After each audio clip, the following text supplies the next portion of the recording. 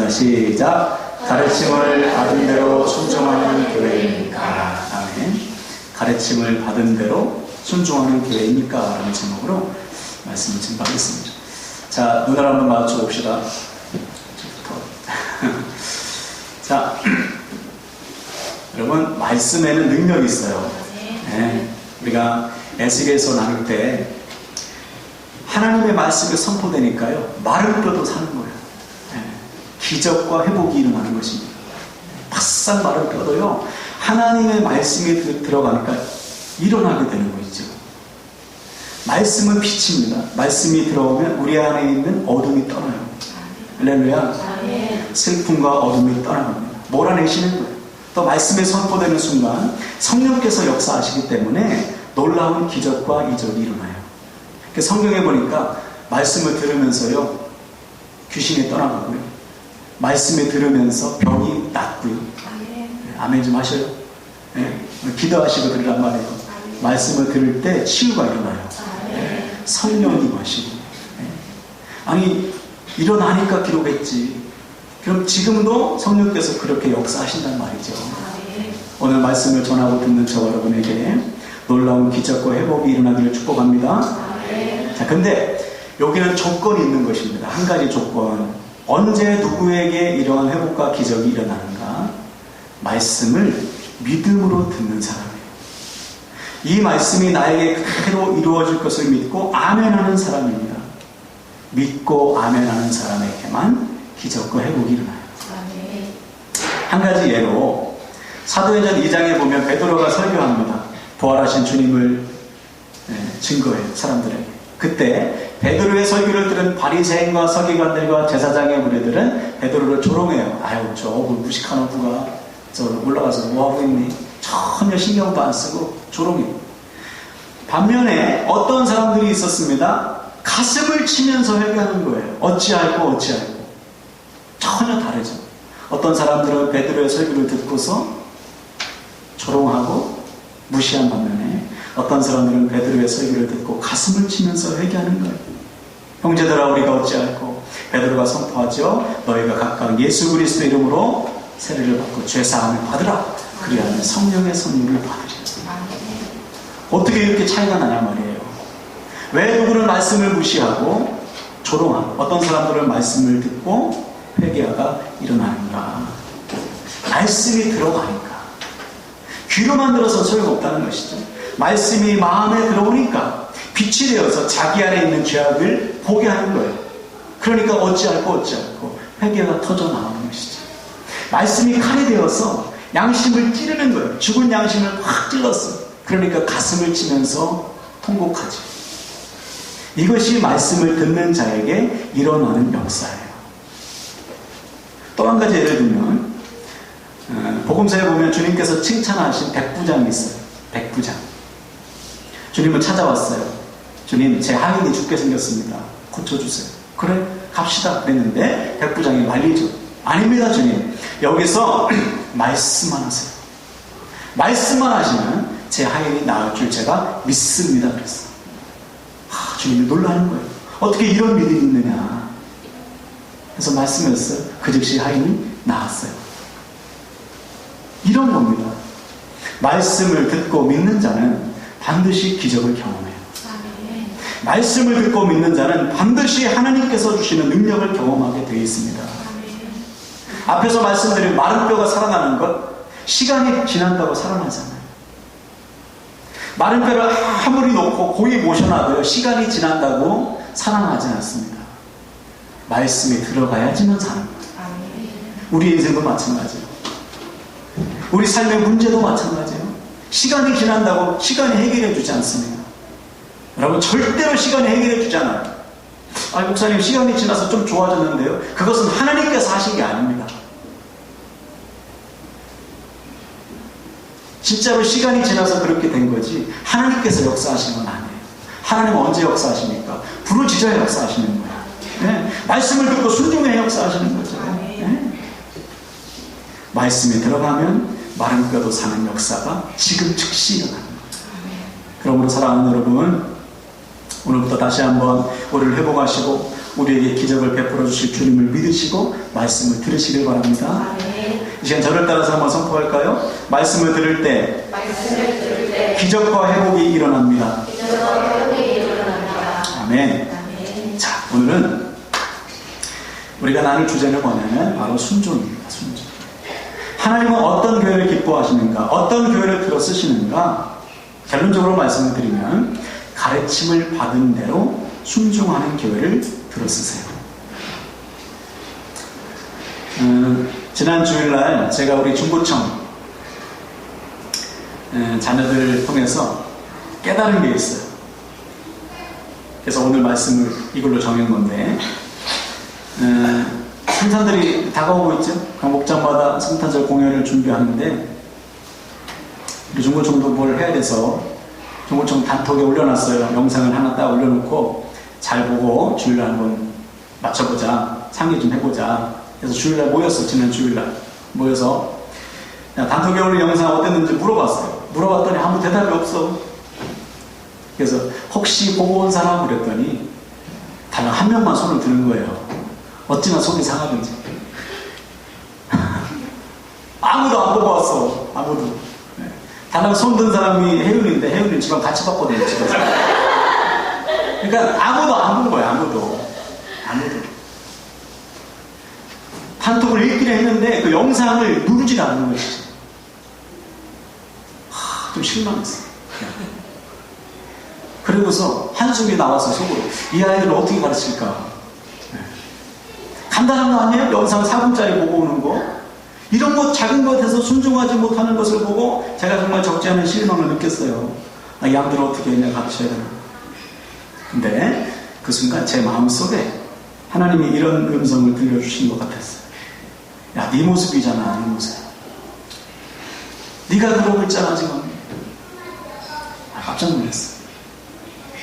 여러분, 저는 목사로서 말씀을 설교하고 연구하고 가르치는 사람 아니에요? 근데 그 말씀을 100% 순종하기 위해서 노력하지 않는 제 모습을 주님께서 보게 하셨어요. 제가 회개했어요. 그런 의미에서 우리 중고청 자녀들 너무 고마워. 오늘은 보고 왔죠? 다른 거 올렸는데 보고 왔지? 안 본 사람 빨리 봐요. 이따 내일 끝나고. 그래서 오늘 우리가 나눌 말씀이 바로 순종입니다. 하나님의 말씀에 대해서 또 가르침을 받은 대로 내가 지금 순종하는 삶을 살고 있는가. 그래서 날이 가면 갈수록 믿음이 자라고 매일의 삶 속에서 역사하신 하나님을 경험하고 있는가. 이것을 반드시 우리가 짚고 넘어가야 돼요. 반드시. 그래서 오늘 본문에 보면 하나님의 탄식을 볼 수가 있어요. 하나님의 탄식. 12절을 보세요. 왜 탄식하셨느냐? 제가 읽겠습니다. 때가 오래되었으므로 너희가 마땅히 선생이 되었을 터인데 너희가 다시 하나님의 말씀의 초보에 대하여 누구에게서 가르침을 받아야 할 처지이니 단단한 음식은 못 먹고 젖이나 먹어야 할 자가 되었도다. 저를 보세요. 때가 오래됐어요. 신앙생활한 지 오래됐다는 말입니다. 그래서 마땅히 선생이 되어야 돼. 자라서 누군가를 가르치고 돌보는 수준에까지 올라가야 돼요. 마땅히. 신앙의 연수를 보면. 그런데 여전히 어린아이의 수준, 믿음의 초보의 수준에 머물러 있는 것입니다. 왜 그렇죠? 가르침을 제대로 받지 않아서 그렇을까요? 아니에요. 가르침을 이미 받았는데 가르침대로 순종하지 않은 결과 믿음이 머물러 있는 거예요. 그 수준에 머물러 있는 것이지. 가르침을 받은 대로 순종할 때 주님을 만나고 믿음이 자라는데 가르침 받은 대로 순종하지 않고 많이 있으니까 믿음이 그냥 그 수준에 있는 거예요. 가슴을 치는 거죠. 주님께서 마땅히 자라야 되는데 자라지 않는 성도들의 모습을 보고 주님이 가슴을 치고 있는 거예요. 11절 중반부를 보세요. 중반부터 11절 중반. 우리가 할 말이 많으나 너희가 듣는 것이 둔함으로 설명하기 어려웁니다. 그래서 둔하다는 것은 게으르다는 거예요. 게을러서 말씀 안 들어. 저를 보세요. 봐야 말씀이 들려요. 게을러서 말씀도 안 듣고 게을러서 영적으로 게으르다는 것이죠. 영적으로 게을러서 말씀대로 순종하기를 하지 않아요. 순종하는 사람이 어려우니까 그냥 내가 하고 싶은 만큼에 머물러 있는 거예요. 믿음이 자라지 않죠. 여러분, 우리가 헬스할 때도 40kg를 들었으면 그 다음에 45kg를 들어야 되지 않습니까? 40kg에 머물러 있으면 근육이 더 이상 불어나지 않아요. 그 수준을 유지하는 것이죠. 믿음도 마찬가지예요. 내가 할 수 있는 수준만 순종하면요, 그 이상은 잘하지 않아요. 믿음의 초보, 어린아이의 수준에 머물러 있는 것입니다. 그래서 어린아이의 수준에 머물러 있는 사람들의 특징, 13절에 보세요. 중요하니까 다 함께 읽으십시다. 시작. 이는 젖을 먹는 자마다 어린아이니 의의 말씀을 경험하지 못하는 자요. 아멘. 정확하게 지금 지적하고 있어요. 믿음의 초보에 머물러 있는 사람들의 특징이 뭐냐? 경험이 없다는 거예요. 신앙의 체험이 없다. 간증이 없다는 것이죠. 당연하죠. 순종해야 경험하는데 순종하지 않으니 무슨 경험을 해요? 여러분, 오늘 말씀 정말 중요합니다. 네? 생명 걸어서 들어야 돼요. 우리가 지금 믿음의 초보에 머물러서 이대로는 좋습니다, 이럴 지금 상황이 아니에요. 경험이 없다는 거예요. 경험이, 신앙의 체험이 이게 있을 수 있는 일입니까? 믿는 자는 반드시 경험하게 돼 있어요. 순종하는 자는 반드시 하나님의 능력을 체험하게 돼 있어요. 내 삶 속에서 역사하시는 주님을 보게 돼 있어요. 그런데 경험이 없다는 거예요. 순종해야 경험하지.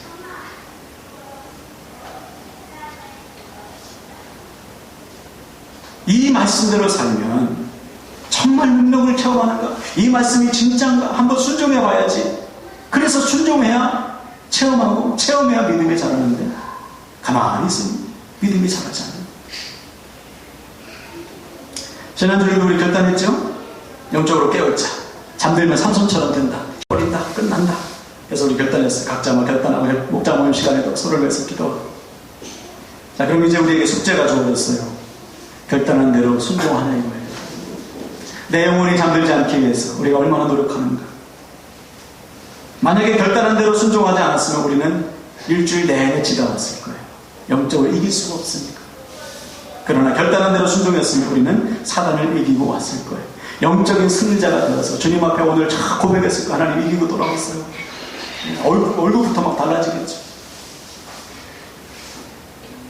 그러므로 여러분, 순종은 죽고 사는 문제예요. 선택이 아닙니다. 순종이 없는 믿음은 믿음이 아닌 거예요. 야고보가 말하듯이 행함이 없는 믿음이 죽은 믿음인 것처럼 순종하지 않는 믿음은 성숙할 수가 없고 잘할 수가 없어요. 능력을 체험할 수 없습니다. 그래서 사단이 사용하는 방법이 뭐냐면 우리로 하여금 교회만 다니게 하는 겁니다. 교회만 다녀. C.S. 루이스가 지은 스크루테이프의 편지라는 작은 책자, 여러분 꼭 보세요. 놀라워요. 사단에 공격하는 공격은 우리가 지금 다 받고 있다는 사실을 깨닫게 돼요. 아무튼 거기에 보면 사단이 교회 다니는 것은 말리지 않습니다. 그러나 긋고 말리는 게 있어요. 4가지예요. 첫 번째는 말씀대로 사는 것. 두 번째는 기도하는 것. 세 번째는 회개하는 것. 네 번째는 하나님께 나아가는 것. 이것은 긋고 말려요. 왜 그렇죠? 기도하고 회개하고 하나님께 나아가고 말씀대로 살면 하나님을 경험하기 때문에, 일단 하나님을 경험하면 그 믿음을 흔들 수가 없다는 것을 사단이 알아요. 그래서 경험하지 못하도록, 야, 너 교회만 다녀. 너 기도 안 해도 돼. 옆 사람이 할 거야. 야, 너 찬송하지 마. 너 말씀대로 살 힘이 없잖아. 너 그냥 교회만 다녀. 1시간 있다 앉았다 가. 그냥.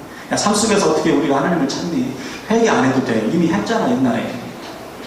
야, 다 잘 될 거야. 시간이 해결해 줄 거야. 그리고서 하나님을 안 찾게 만들어요. 왜? 경험하지 못하도록.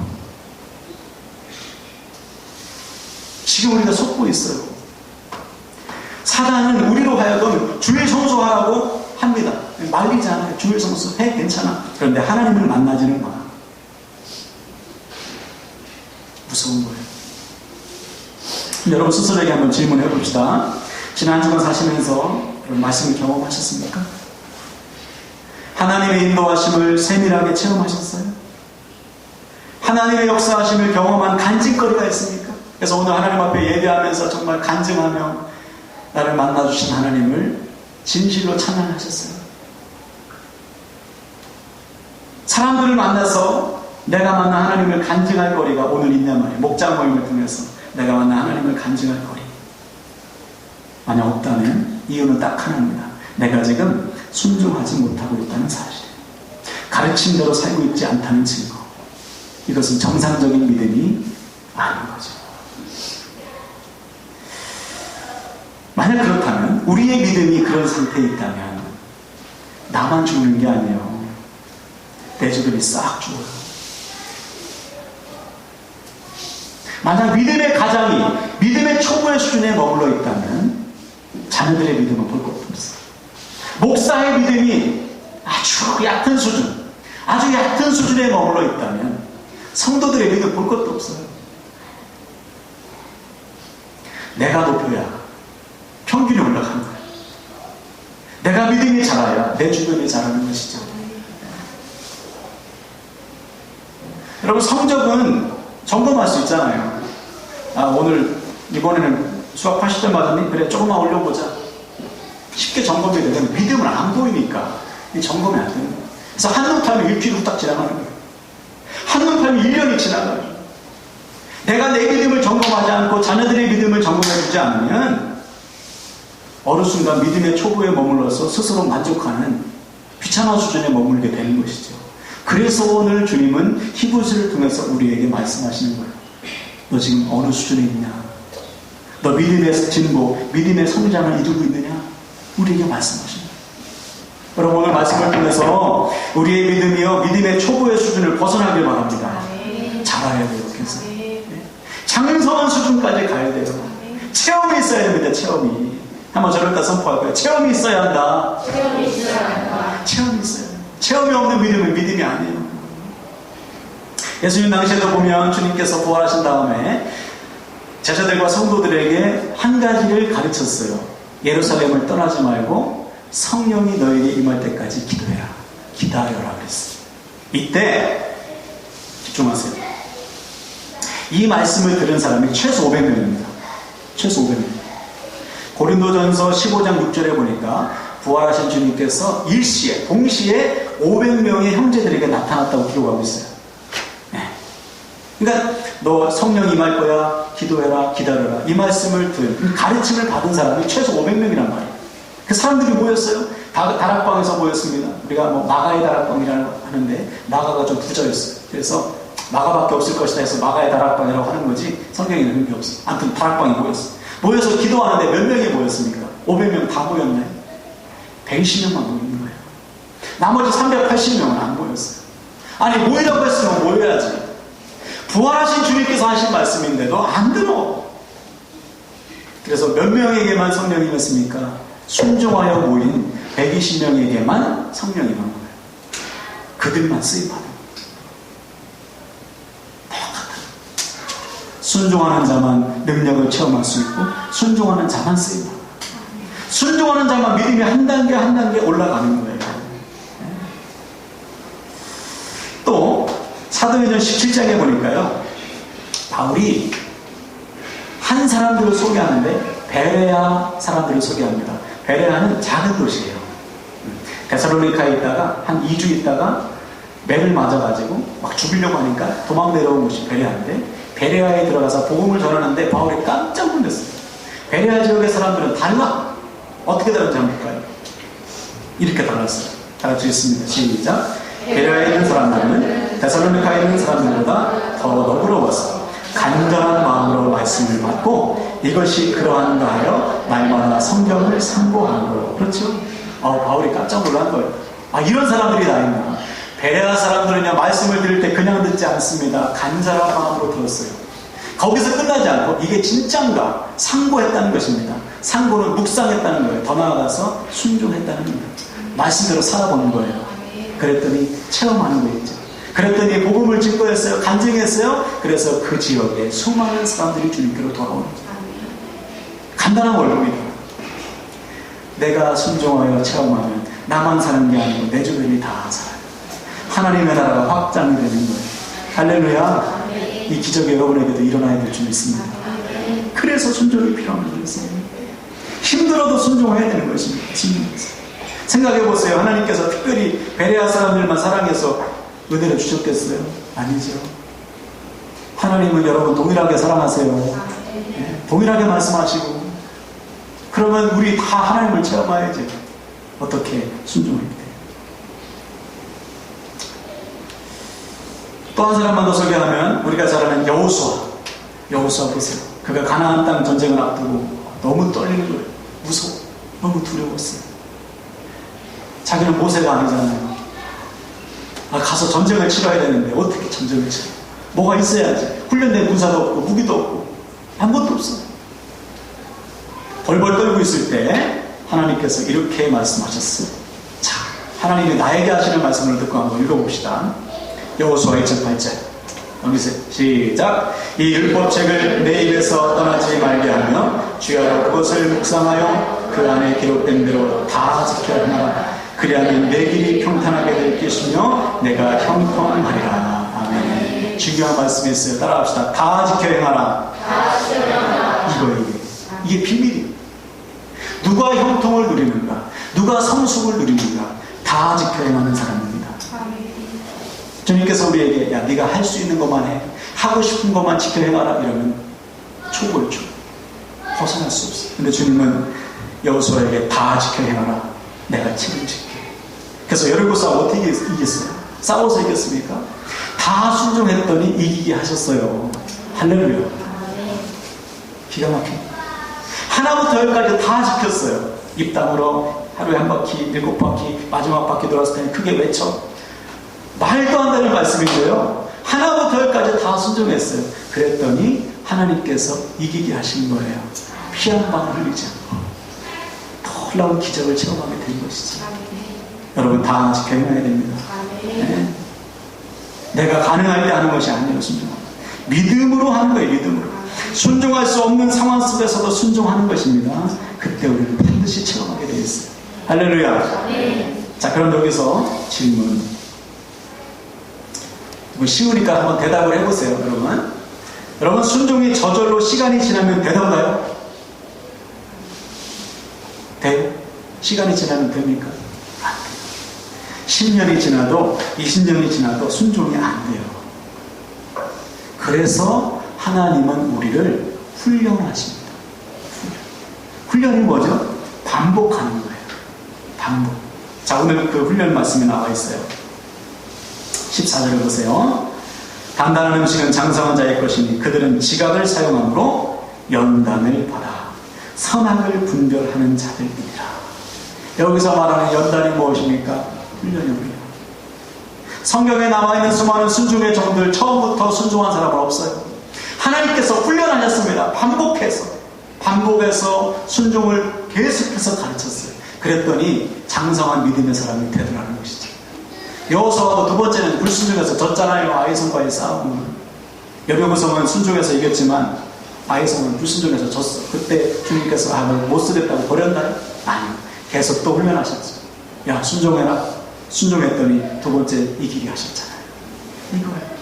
하나님은 우리에게 계속 훈련하세요. 순종의 기회를 주시고 순종하게 계속해서 만드시는 것이죠. 절대로 우리를 포기하지 않으세요. 아멘이십니까? 훈련시키시고 또 훈련시키시는 거. 언제까지? 순종할 때까지, 믿음이 자랄 때까지, 하나님을 경험할 때까지 연단하시고 또 연단하시는 거예요. 그러므로 우리가 지금 해야 될 것은 무엇입니까? 지금 순종하는 거예요. 지금. 다음으로 미룰 수가 없습니다.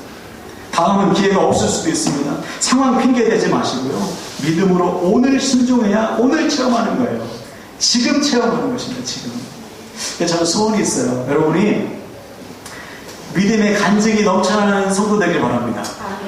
그럼 되는 거예요. 가정에서도 자녀들 모아놓고 가정 얘기하세요. 오늘 내가 만난 하나님을 경험하세요. 그러면요 사춘기 없어. 제가 그걸 못한 거예요. 그걸. 그래서 올해부터 우리가 가정 예배 매일매일 하는데 달라져요. 조금씩. 조금씩 좋아져. 네, 그렇죠? 내가 만난 하나님을 자녀들도 만나는 거예요. 간접적으로 그럼 나도 그렇게 살아가야지 만나게 되는 것이죠. 그거잖아요. 그거 다른 게 뭐 있어요. 그렇죠? 저번에도 말씀드렸잖아요. 딸아이가 의식을 잃은 지 1시간이 넘었다는 말을 들었을 때 제 머릿속에 생각나는 거 2가지예요. 하나님, 제가 죽으면 천국 갈 수 있나요? 하나님, 살아있다면 살려만 주세요. 2가지. 다른 거 생각이 안 나요. 믿음보다 중요한 거 있어요. 믿음 다음에 다른 것이 다른 것이 있는 것이죠. 믿음의 진보를 이룬 것보다 더 중요한 게 어디 있습니까? 우리가 주님 앞에 가는 그날까지 믿음의 진보를 이루기 위해서 오늘 순종해서 오늘 체험하고 내가 만난 주님을 간증해서 내 주변을 살리고 할렐루야. 나를 통해서 우리 가정이 하나님 나라가 되고 그렇죠? 내가 그리스도의 신실한 제자가 되어서 더 많은 그리스도의 제자를 세워나가는 거. 이거면 되는 것이죠. 그럼 우리 자녀, 우리 가정, 우리 기업 하나님께서 책임져 주시는 거예요. 할렐루야. 서로 우리 시간 다 같이 결단합시다. 순종하는 믿음은 잘할 수가 있어요. 아무리 오랜 시간 교회를 다녀도 초보의 수준을 벗어날 수가 없습니다. 제가 그랬어요. 내 믿음 하나 지키기 어렵습니다, 여러분. 반면에 순종하는 자는 반드시 체험해요. 할렐루야. 나이가 많갈수록 믿음이 자라. 그래서 사람들을 살리는 인생이 되는 것입니다. 바라기는 오늘부터 주신 말씀대로 가르침을 받은 그대로 순종하셔서 우리 중에 단 한 사람도 믿음의 초보에 머물지 않고 날마다 자라서 장성한 믿음의 종들 되길 바랍니다. 베레아 사람들처럼 여러분 날마다 묵상하고 순종하세요. 요호수아처럼 다 순종해서 형통을 누리세요. 제자들처럼 주님의 말씀에 순종해서 성령의 능력을 경험하세요. 이를 위해서 오늘부터 훈련하실 거예요. 하나님께서 순종하시기 바랍니다. 순종할 수 없는 상황 속에 순종하셔서 한계를 넘어서 순종하세요. 그래야 잘해요. 그래서 이번 한 주간 우리 모두가 주어진 삶의 자리에서 말씀의 능력, 믿음의 능력 체험하고 살아계신 하나님을 간증할 수 있는 믿음의 종 되시기를 주님의 이름으로 축원을 드립니다. 아멘. 자, 말씀 붙들고 찬양하는데요. 오늘 처음 부르는 찬양입니다. 깊어진 삶을 주께 라는 찬양인데요. 하나님, 제 믿음이 더 깊어지기를 원해요. 매일의 삶 속에서 순종해서 주님을 체험하는 믿음 되게 해달라고 하나하나 고백하는 찬송합시다.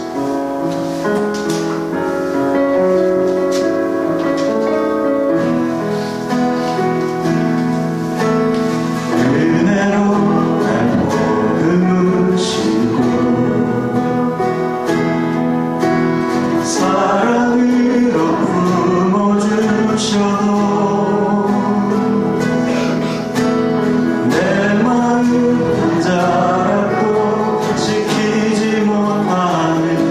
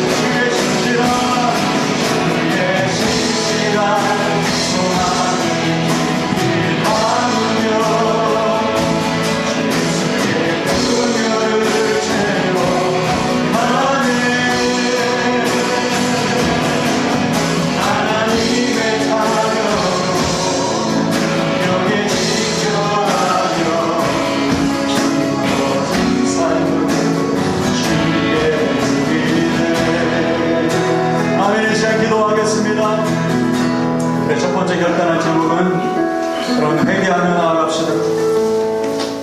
주여 믿음의 진보를 이루지 못하면서 마땅히 자라 선생이 되어야 할 우리가 어린아이 수준에 머물러 있었던 우리 연약함과 어리석음과 영적 게으름을 용서하여 주셨습니다. 오늘부터 하나님 우리 믿음이 자라기를 원합니다. 주님을 경험하는 체험하는 믿음이 되어서 나도 살리고 내 주변도 살리는 장성한 믿음의 종이 되게 하여 주시옵소서. 우리 주여 한번 간절히 외치고